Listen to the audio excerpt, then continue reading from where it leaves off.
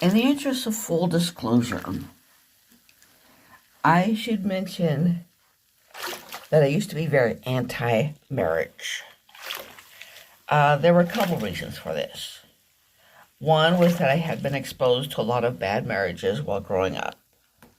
And another is because I'd also been exposed to a lot of propaganda that was anti-marriage. Okay. Kate Millett's Sexual Politics was a bestseller. And in Sexual Politics, what is considered a kind of seminal women's liberation book, she said that in a true feminist revolution, marriage would be replaced by voluntary association if such were desired.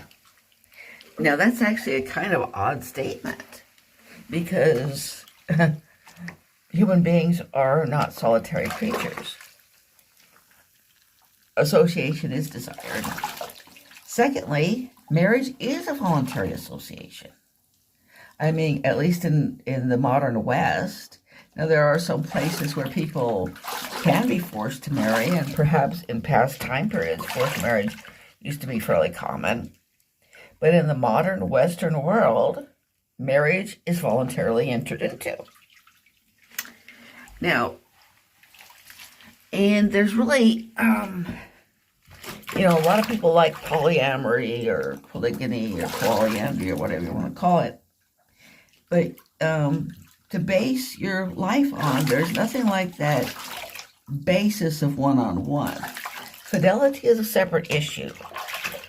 But that partnering seems to be kind of built into our DNA. Okay.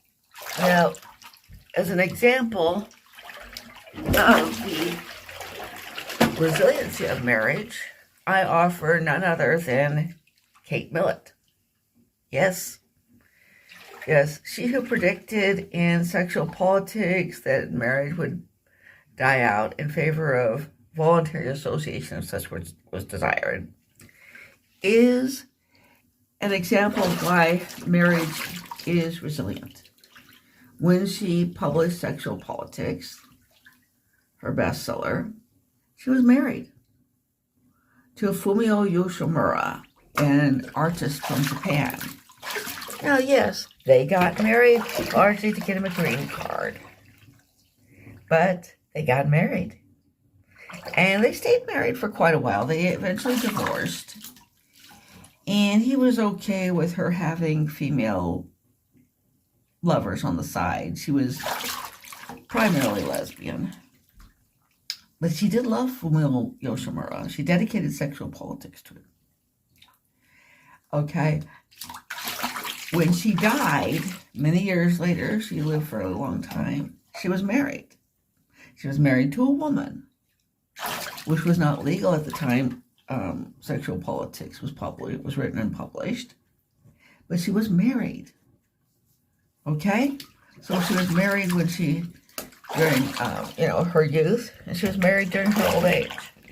Again, the second marriage both marriages were a bit unconventional, and marriage does evolve. But marriage is here to stay. Okay? It's here to stay. And, regardless of what I used to believe in my youth when I was kind of out of control, marriage is a good institution. Marriage is a good relationship. Hope you like hearing that.